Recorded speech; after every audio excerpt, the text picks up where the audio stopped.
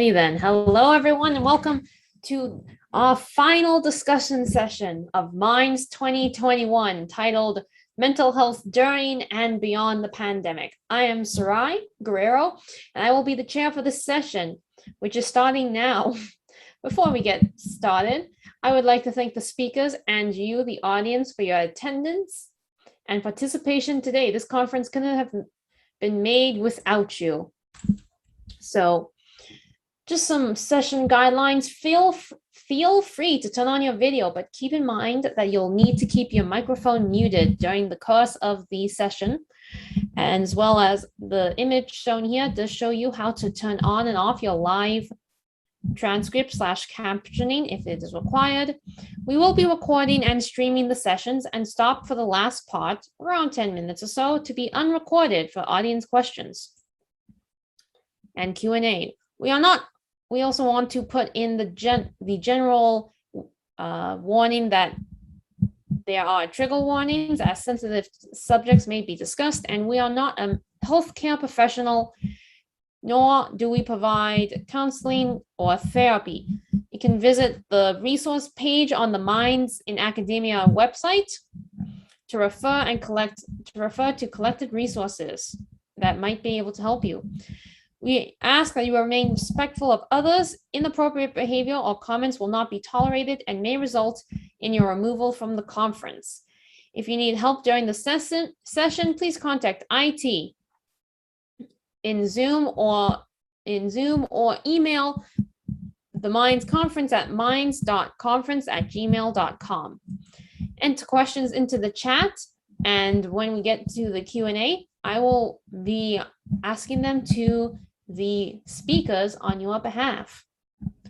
All right, so our speakers are now going to be allowed to spend some time giving a presentation. Is there a preference on which one of you would like to go first?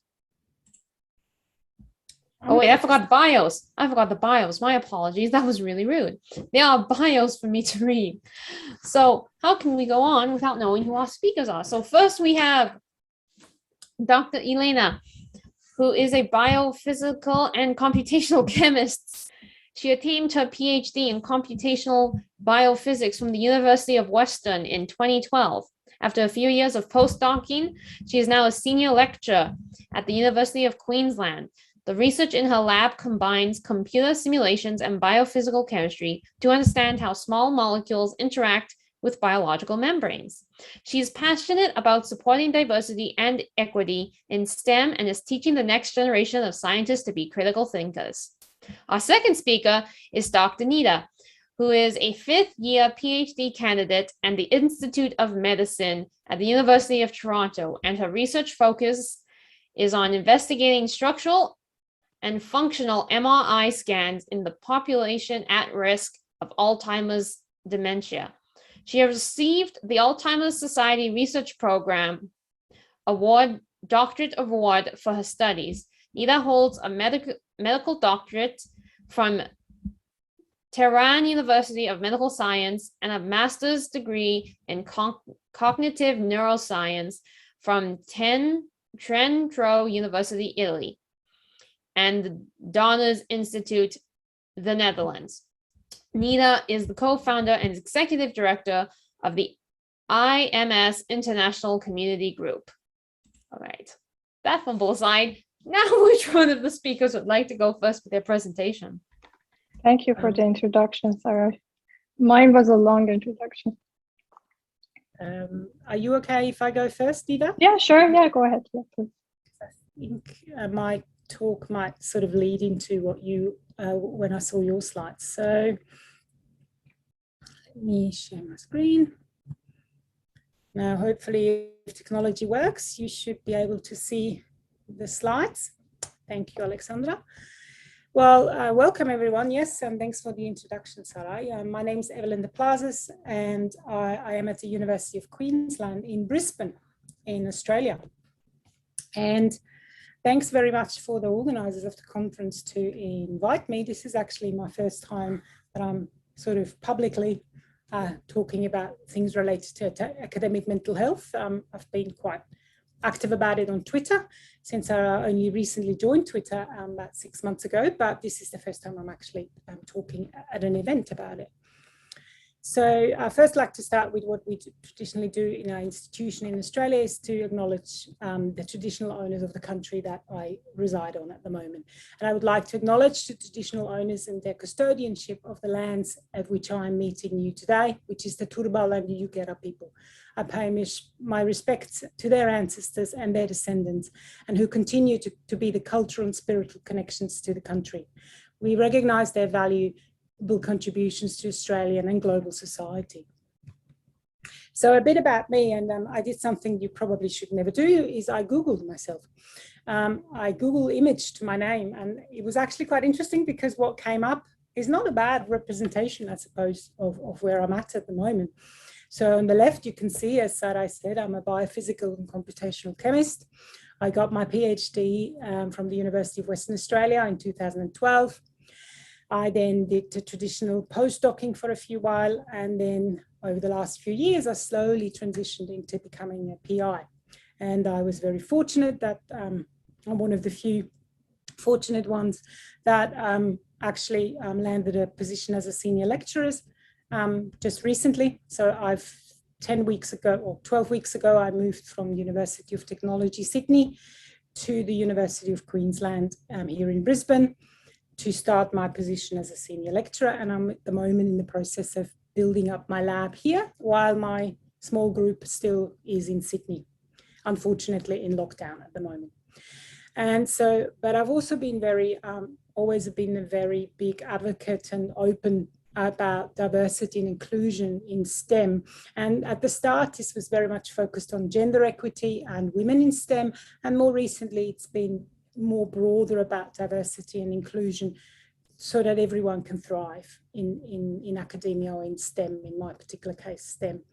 And on the very right side, you can see I'm also a very passionate traveler, well, before COVID, and I'm a yogi. So yoga, both the physical and mental and emotional and spiritual aspects of yoga have been a very integral and important part of my life for over 15 years now, and they have also played a very important role in how I recovered from mental health issues and how I now actively work on making sure I don't have relapses, and if I do have relapses that I can deal with them.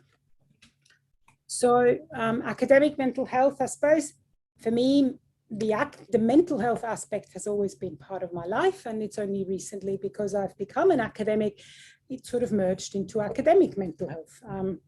I grew up in Switzerland, and I also grew up with what psychiatrists would call adverse childhood experiences. When I was a teenager, I suffered from eating disorders. That was prevalent for most of my teenage years, my 20s, and even some of my 30s.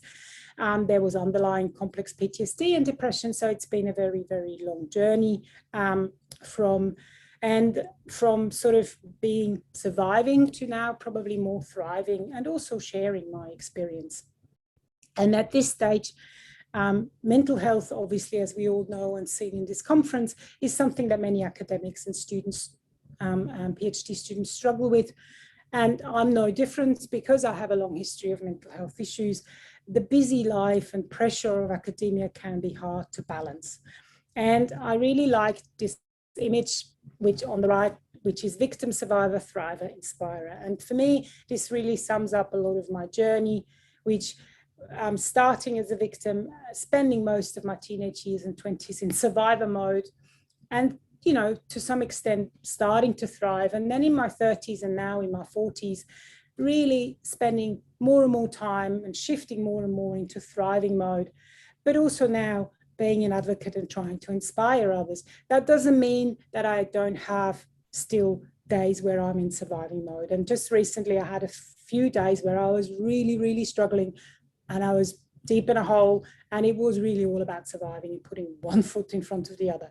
But I suppose I've been lucky that over the last 2-3 decades, I've been slowly moving more towards the thriving. And I'm hoping to, in the academic world, be someone that inspires an environment that is more respectful of people with mental health issues. which is why I often started writing about. So I've wrote some small amounts of articles, some of them on LinkedIn and some of them on Edge for Scholars. And they are often just about tips about how my world or life as a PI looks like, but some of it has also been about my struggle with mental health and how it is hard to stay mentally well when you have a very demanding job. So now let's get to the topic of this actual discussion, which is the pandemic. So I'm going to talk about both my personal challenges, but also then as a PI. And as we were talking before the session started, Australia has been both in a very fortunate position, but also on the flip side, struggling with the impact of border closures. Some of you might know that Australia at the start of the pandemic closed its international borders. And that has been the case for 18 months now. So I have family overseas. I'm originally from Switzerland.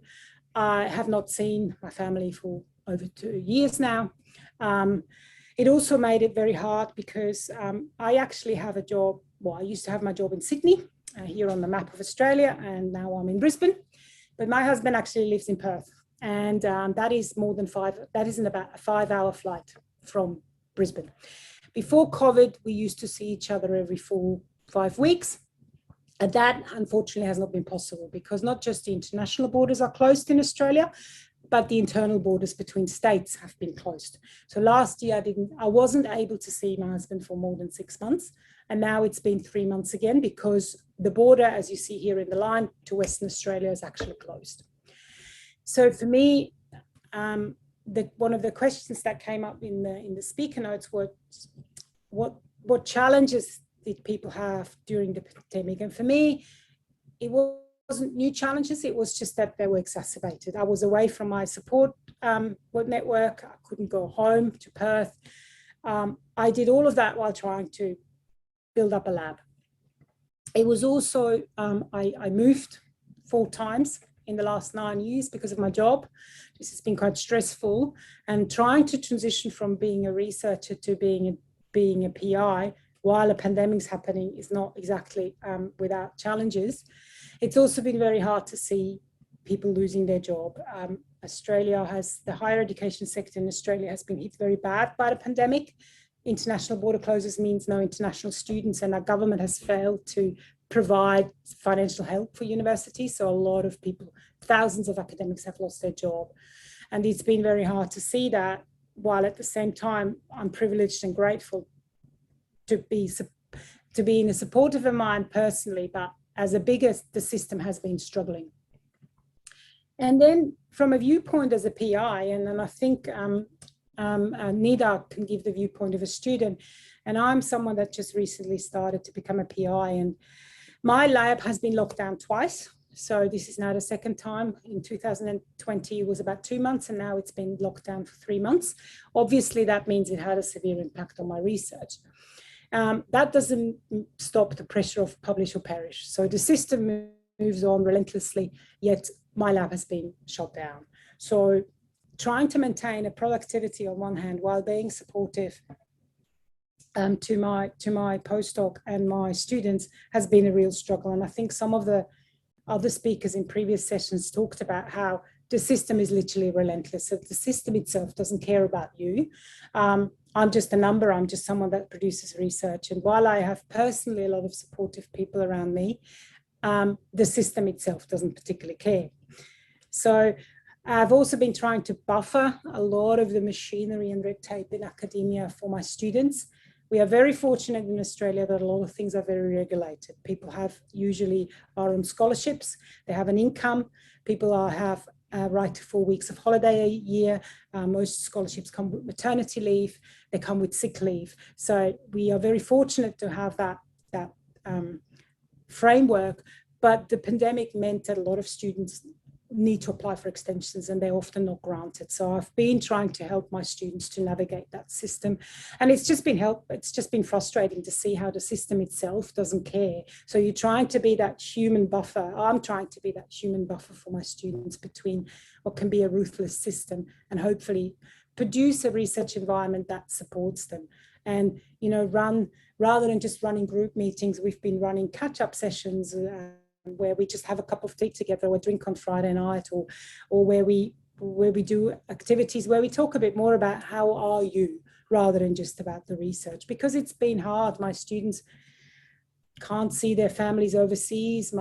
Some of my students that never experienced mental health issues all of a sudden start feeling really agitated and anxious. So it's been, the last 12 months for me has been, rather than focusing on my research productivity, has a lot of time I spent trying to support my postdoc and my students.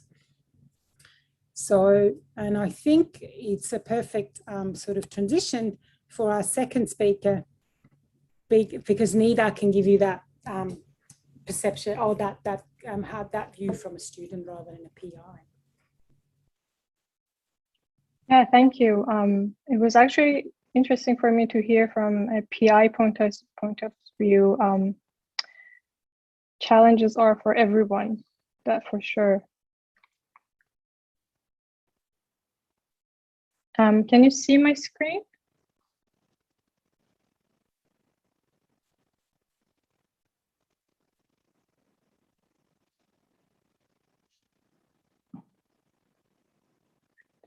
Hello? Yeah, we can. Oh, okay. I thought that I just lost it. I want to thank you, the organizers. I attended a few, the ones that I could actually from Minds conference today, and I really enjoyed it. Thank you for inviting me for this session. I'm Neda Rashidi-Ranjbar. I'm currently in Toronto. I'm studying my last year of PhD at University of Toronto. And I want to start with a just brief overview of my journey. So I got my medical doctorate from Tehran University of Medical Science from my home country, Iran. Then I moved to Europe for a master's degree in cognitive neuroscience. And for my PhD studies in medical science, I moved to Toronto. So I've experienced quite a lot of international student life. And I can say from experience that the majority of challenges, but not all of them, are not unique to the host country. So today I would like to talk briefly about challenges that are unique to international students, both before and then during the pandemic. And then I will talk about our community initiative and how that has helped us to create a support system during the pandemic. So what were the challenges, or what are the challenges before the pandemic, or in general for international students? So we all know that graduate school is hard, it's stressful. But in addition to the hardship in a graduate student life, that are many, there are certainly more challenges that an international student will face, including but not limited to visa and immigration service, adapting to a new culture and a new academic environment. And there is often a language barrier that can make this adaptation even more difficult. We have financial challenges and often struggle with finding affordable housing, especially in expensive cities like Toronto. We need to find a new social network and connect with new people, and we may often feel homesick. And in my case, that would be almost every day. So together, these challenges may ultimately lead to social isolation, and that can lead to mental health problems, including stress and anxiety, and as a result, a hampered potential in our personal and academic lives. So what were the challenges during the pandemic for international students? So this pandemic, we know, has certainly mounted the existing pressure for everyone, but for international students, I will talk about international students, we were facing more isolation and less access to healthcare, mental health, public resources that could be due to perceived stigma associated with mental health services, and or financial, informational, language, and cultural barriers.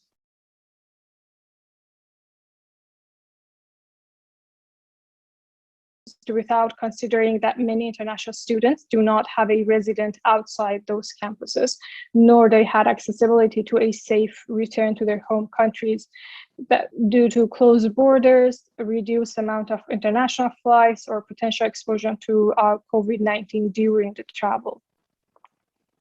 So as a result, we had an increased rate of mental health problems among international students. And as you can see, there are a handful of recent studies about the impact of the pandemic on the mental health of international students. These studies have concluded that international students are one of the most vulnerable and marginalized population that needs more attention from the government, universities, and supervisors. The question for us was that, what can we do as international students? So in the international graduate students in the Institute of Medical Science, we created a community to address some of these challenges, and mainly mental health. In October 2020, we formed the IMS International Community, and almost a year after, we are happy to see that our community has grown and we have new student leaders involved in our community. And since we're committed to building a welcoming community, we meet every week. And so far we have had more than 40 meetings. And now our activities, what we have done so far in IMS International Community. So we had a set of informal meetings where we invited all the international students at IMS to join us. Our aim was to create a sense of belonging and community and a safe space to share our experiences, our challenges as international students, and find solutions together.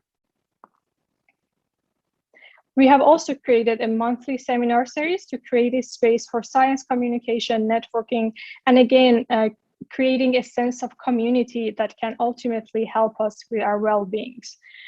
We received funding for our monthly seminar series initiative from university. And so far we have had 8 seminar series, and today actually was the 8th, and it was really amazing. Our speakers are all successful international scholars from all around the world. And in a very friendly and laid-back setting, our guest speakers have shared their stories, experiences, and their path to success with us at the IMS International Community. And we're also happy to see that these seminar series are also well received by both international and domestic students. And we hope that our community could be the bridge between the international and domestic student groups. And recently, we have started another initiative and secured funding for that, the IMS International Community Engagement Book Club. Many students, both international and domestic, have shown interest so far, and we look forward to hold our first session in November. So if you are interested to learn more about our activities, follow us on social media and spread the word.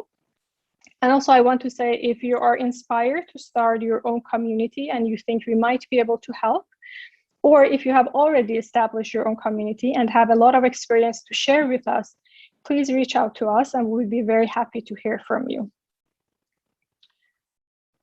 It's together that we grow.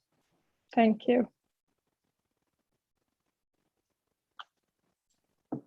All right, thank you to our speakers for giving presentations. I'll now go into the questions. Now, since you both have already kind of covered questions along the theme of struggles and challenges during the pandemic, I do actually want to touch on, kind of extend that in, based on what you have talked about and based on what you have learned, what do you think the situation is like for students with disabilities or already pre-existing conditions as they are going through the pandemic? How do you, especially I know that disabled international students, do you guys have any information on how those students are doing, and what if they have any unique struggles that have popped up during the pandemic? Yeah, unfortunately, I do not have information on the students, but I can imagine that any person with any existing problem, including physical disabilities, any other disabilities, they had harder time during the pandemic. That would be my guess. Yeah, I'm like Nia. I'm Neda. I don't personally have a student that lives with a disability, but I do know from what I've from what I've heard through the community in Australia that many of the academics and students that identify with a disability felt like existing struggles were essentially amplified, and to some degree lack of structure was exaggerated. So, and I think particularly in Australia, we've struggled a lot, and we're still struggling with the vaccine rollout, and people that live with a disability. So a very good friend of mine cares for her mother with a disability. It's been very hard because if no one's vaccinated, it's hard to find someone that cares for you. But in terms of students, I don't have any personal experience, but I can just imagine that it would be even harder to struggle through a pandemic with a disability.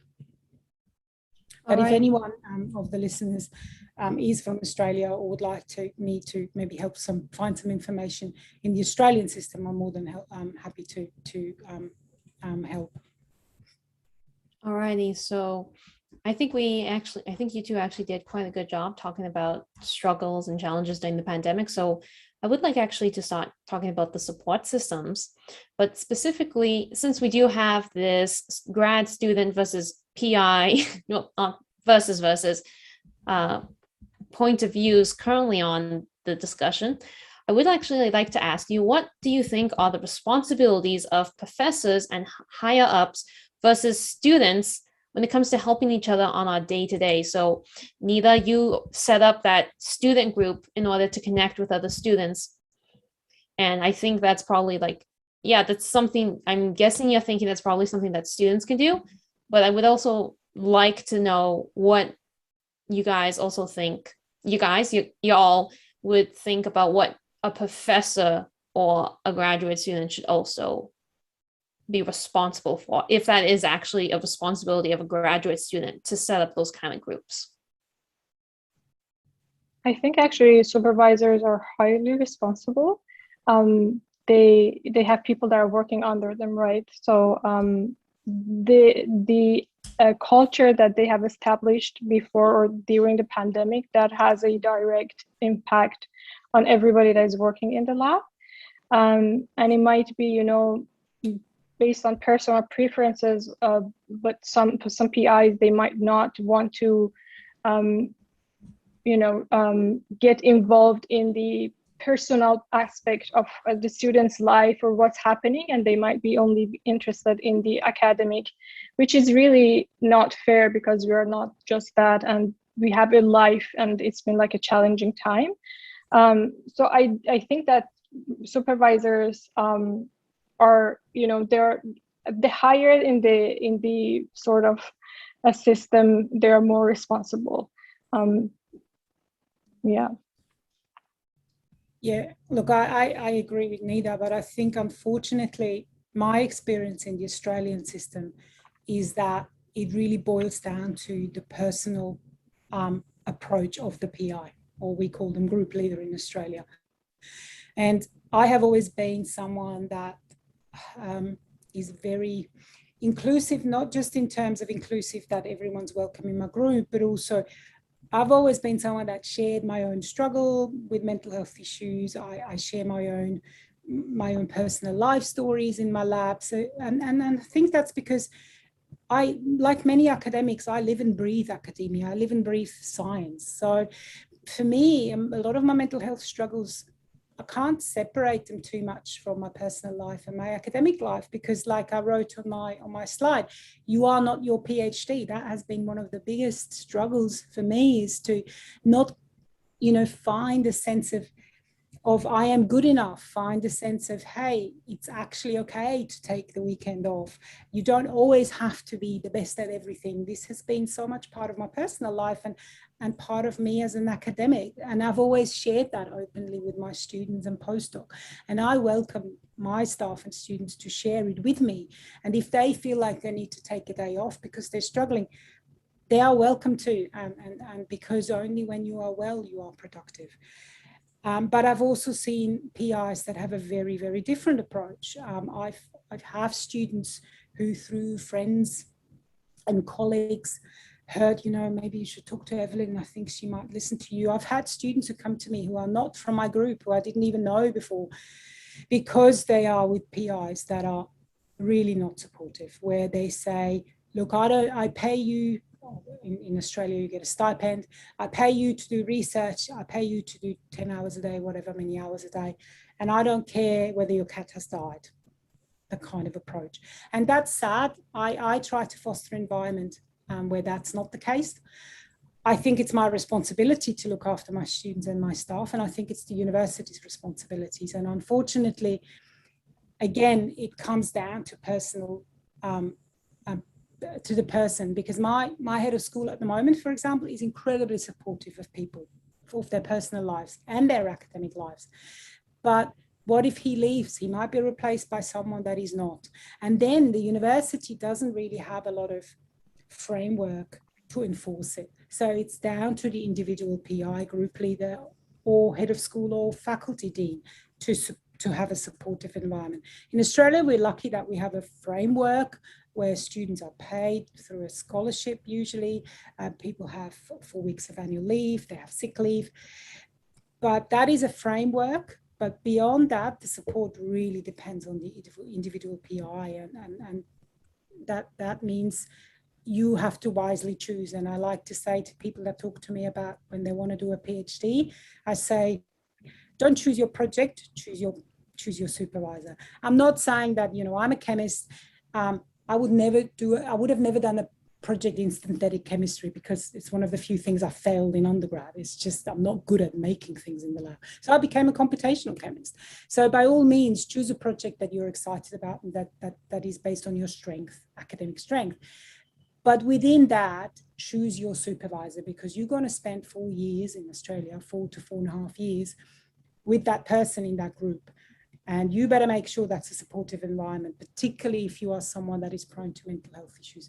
So choose your supervisor wisely. I really like that. During my master's, I was just asking all the PhD students what would they advise if they go back, and everybody, like every single of them, would say choose your peer supervisor, and that like wisely. And your PhD title or project is not that important. That is your supervisor, so you can grow with the supervisor. So that was one thing that I actually really cared about my PhD, and I'm happy that I did. But you also said something in addition to supervisor. There's also like a lab environment or lab culture. There are also other colleagues in the lab. So it's not only supervisor, and depending on how hands-on they are or like they're not, depends like how much of presence they have in the lab. There are different factors, but I think overall, supervisor is like very, very important. And I wish universities as a whole, the system would take it more serious, that is the role of the supervisor, because I've seen supervisors or PIs and group leaders that are very unsupportive and create toxic environments, and there is rarely any repercussions for them.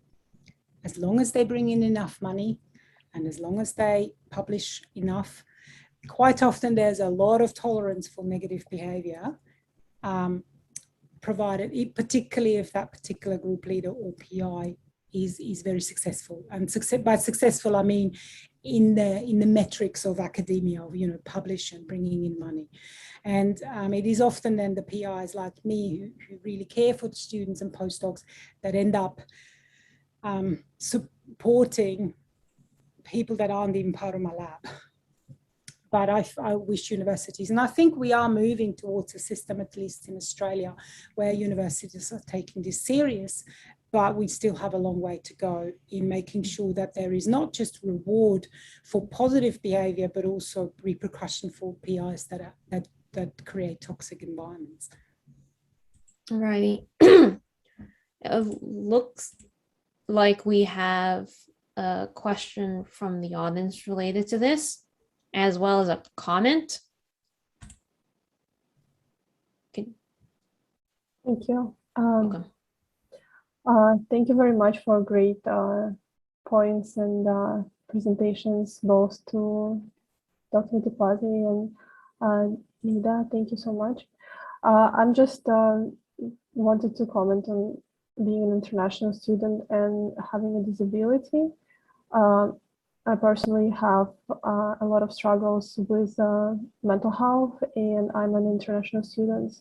And I also relate a lot with Neda's points about traveling a lot and having to move many times, as well as same goes for Dr. Deplazes. And I think this is something that I'm personally curious is I think academia heavily relies on people moving around and on people being international and going to a new place to start or move, advance their careers.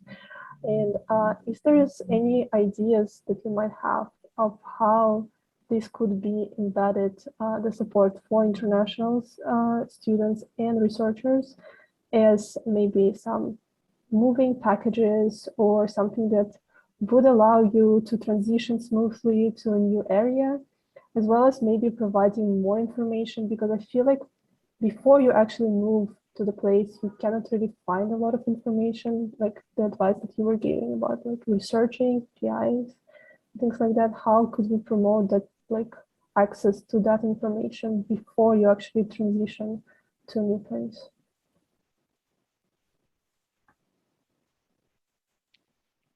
That's actually a very good point, you know, like to think of packages to make all these transitions at least not as hard as it is right now. But yeah, I don't know, like for students, what can we do? But regarding like moving to other countries and like the fact that we cannot know, you know, that we cannot get in person to see the supervisor, the environment, or other factors that we're interested in. So what I have found myself, it's better than nothing. It's just you might still, you will not get still like the whole picture, but it has helped me a lot just talking with different people that who are already there.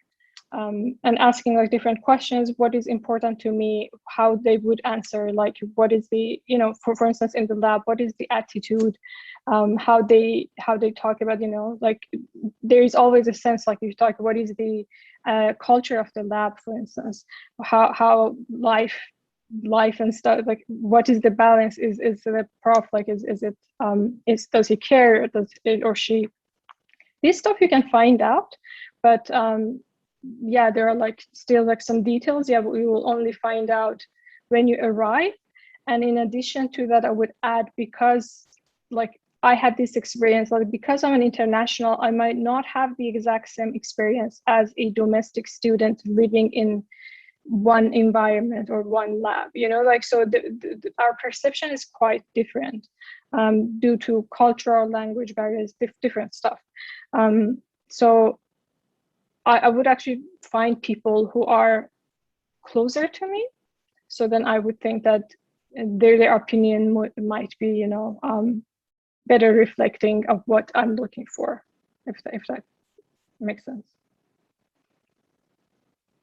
So in terms of, I think, again, it comes down to there's a difference between what the university can provide and what the individual group leader or PI provides.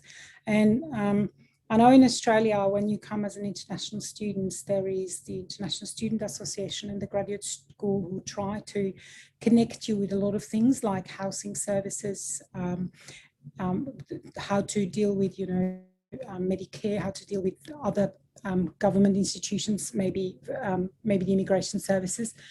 And then there is the university who tries to help you start your PhD, so the graduate research school.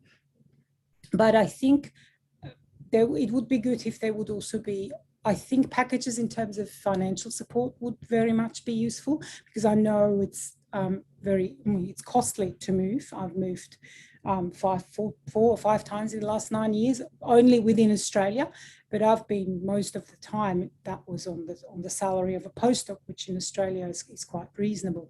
But I'm aware that a lot of international students, when they come to Australia, obviously financially they're very much struggling. So having packages available could be something that could be, for example, in Australia, it could be something that's integrated into the scholarship. that would be something that certainly would help, I would assume. But I think, like Neda said, I think the most important thing is try to find out as much as you can before you come, or ideally even before you commit to a postdoc. So let's, for example, say you're a PhD student, you're about to transition to postdoc. I know it's very hard to find a postdoc anyway. And if you don't want to do a postdoc, by all means, to find a job outside of the academic system, which is something I very much support. Try to find out as much as you can about the system there before you get there. And that could probably be through contacting postdoc association, early career associations. In Australia, most universities have an early career committee. It's usually faculty-based. Sometimes it's university-based. Try to get into contact with as many people as possible. Use your personal network to maybe talk to people that live in that city, for example. I try to get as much information as you can. I'm not sure whether that answers the question. All right, so let's actually try being let's be a little bit positive, and let's try to get some answers to the question on how do we ensure that the challenges affecting academics' mental health during the pandemic do not continue to affect their day-to-day lives after the pandemic. But I also want to extend this to how do we prevent us academia from falling back on old habits? So how, if that makes sense.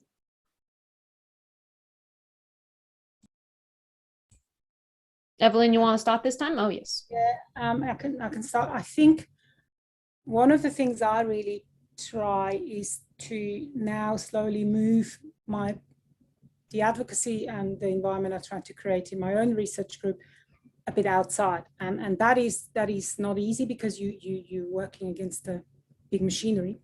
But I think we need to make sure that the experience that everyone had during the pandemic is not forgotten that quickly, because I know that a lot of people say to me, oh, I've never experienced mental health issues, but now during the pandemic, for the first time, I had a small inkling of what it feels like to be depressed, what it feels like to be anxious because you can't leave the house. And I think many people that before the pandemic didn't have any lived experience of mental health issues, either by themselves or through people close to them, have now had, for the first time, an experience with struggling with mental health. And I think we should try to make sure that we remind people and how much that is a struggle and how that affects your life and your productivity, that we can use that to foster a more inclusive environment, but also to literally remind people and say, okay, remember how you felt, how bad that was? Well, for some people, that is their life. And can we put into place structures that prevent that? And for me, and that is my experience where I'm at the moment as a PI, it is about that toxic work culture that needs to be broken. And that is a larger structure that is not easy to deal with. But I think we as PIs, but also as student organizations like Neda, I really like how students get together and then use that to talk to the graduate research school and say, we need to put things into place, come up with practical ideas about how we can support PhD students beyond the pandemic. You know,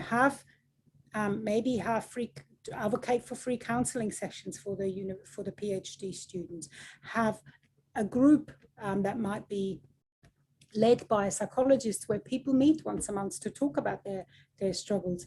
Make sure that on the PhD Graduate Research School website, there is a website about these are resources in our country that are available for people with, so that it is also about removing the stigma, to be open about it, that it's okay to say you're struggling with mental health. That is another big part that I think that people like me, a PI, but also groups like Neda student group can make a push towards the universities and say, make it more open, make information available and put money behind it and say, yes, we are serious about supporting them, put money behind it to put up support structures, and maybe remind people that, hey, remember how you were struggling during the pandemic? Well, for some of us, that is everyday life. Thank you. Neda, what would you like to add to that? I was just thinking, pandemic sort of surprised everyone, like all the countries. Like everybody was talking about that we do not have the infrastructure, or we didn't prepare the infrastructure for such a event that happened. And I think from that we can now learn that we know that mental health problems has risen during the pandemic, and I don't think that it will go away so fast. The pandemic is not going away so fast. So like I think like gradually maybe we are going back to normal, and it might not be the previous normal, but I guess like in the meantime, what is necessary is like to think about the infrastructures of having counseling sessions, what is necessary, what sort of support we can deliver. So those are important, the policy, basically the policy making of those infrastructures. And for instance, like University of Toronto, I know that there is a mental health service that they would give you 6 months of free counseling, and I had used that myself, and it was really helpful for the first year that I was here. But 6 months is not enough, like for as an international student, I was struggling the first 2 years, so I could find my own therapist, and then I really wanted to. It was important for me, like to take care of my mental health. But that is something that it's not so hard, and they can just provide it. Like, why should it be like 6 months? It's great that there is a 6 months availability, but again, it's going to continue, and there are a lot of issues. And I think like now more and more we're hearing about people coming out of saying that I am struggling with this disorder or this problem, and I'm hoping that in the future or near future the stigma slightly, or at least it's not as bad as it is right now. And I think like people of power, if they come out and like you're a PI, and I actually really like that you talk about your personal aspect, sort of like what you're struggling with, that could open a door between you and your students, that they can also discuss this, and this is something okay to talk about it, and it sort of takes out the stigma. So I think like people who are in power, they have a bigger role, and if people just have the courage to come out and talk about it, it will become hopefully a normal thing over a few years, or I don't know how long would that take. Sometimes it is really cultural, like it's like so deep culture. And I had this discussion. So in our student group, I have realized that, okay, so I'm talking about therapy and counseling, and to me this is very okay, and like everybody should do it. But there are other people who really don't think, like they don't want to talk about it, as it's just when you say mental, they just think, oh, mental is, they just don't even want to talk about mental health. Or like when they say mental health, they're associating it with like some sort of weakness, which is not true. Like a lot of, like all of us struggle with a lot of problems. It's like just today I was listening is like a spectrum of mental illness, basically. So I mean, we can switch between stages, like in different situations during our life.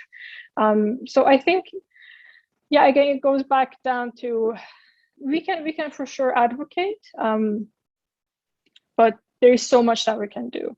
Again, like I think it's much for policy making, and maybe actually as grad students, like I could, yeah, I mean, me or other, we can think about going to policy. There is a stream after. I mean, there's like jobs for policy making related to this. This is something that we can think of if we are interested in that. Yeah, but I think we need a lot of resources. Alrighty. So now we're going to be turning off the recording to go into the question and answer period. One. Alrighty, so once again, thank you to our speakers for coming and to our audience members for participating, listening, and asking their questions. And with that, it is my honor to say that Mind at the end. This is it. We're done. Mind 2021, everybody. And I now, Yay. yeah, I now give the floor to Ella in order to do the concluding marks. If I can. Yeah, I also want to say a huge congratulations to the organizers. You did an amazing job. Aw.